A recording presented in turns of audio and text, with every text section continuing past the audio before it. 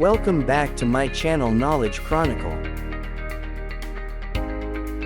Today we're diving into one of the most fascinating aspects of biology, the tissue system.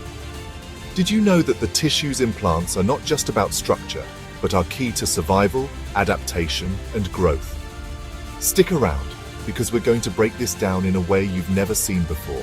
Clear, engaging, and full of examples. Let's begin. First, let's understand the basics.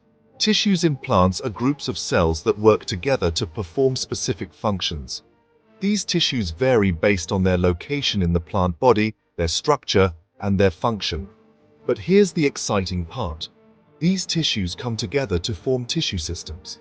And there are three major types of them. 1. The epidermal tissue system. 2. The ground tissue system. And 3. The vascular tissue system. Each of these systems is uniquely designed to support plant life. So let's explore them one by one with real-world examples. Picture this. The epidermal tissue system is like the plant's protective shield. It's the outermost layer covering the entire plant body, leaves, stems, and roots.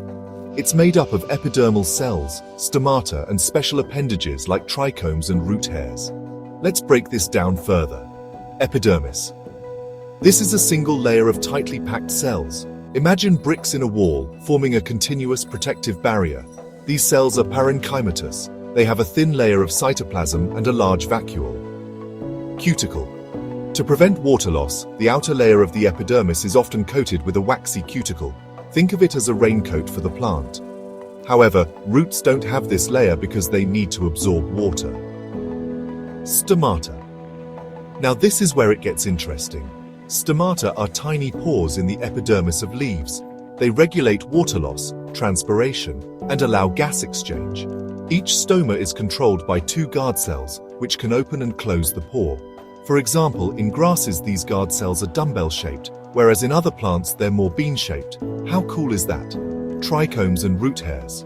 Ever noticed the tiny hair-like structures on leaves and stems?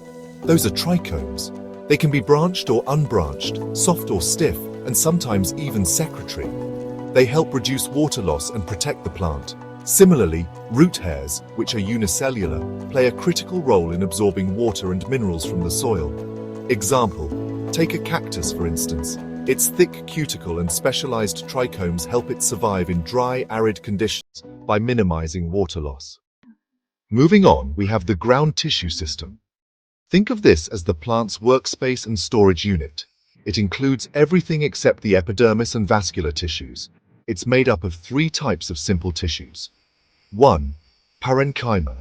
These are the all-rounders. They're present in the cortex, pericycle, pith, and medullary rays.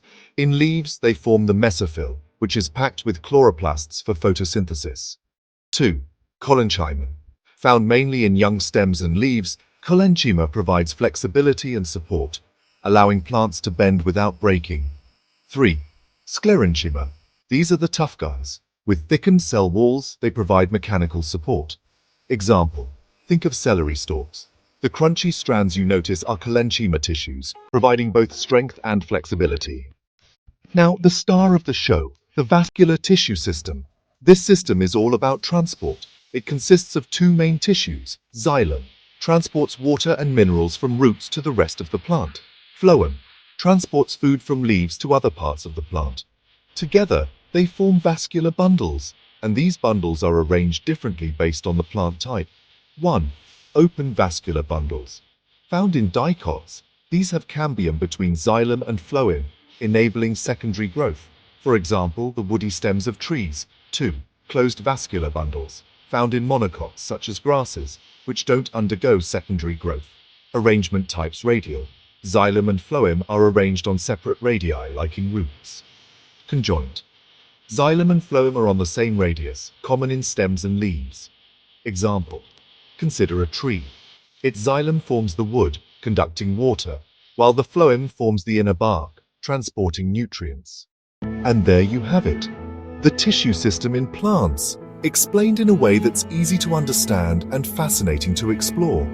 From the protective epidermis to the versatile ground tissue and the efficient vascular system, plants are truly incredible organisms.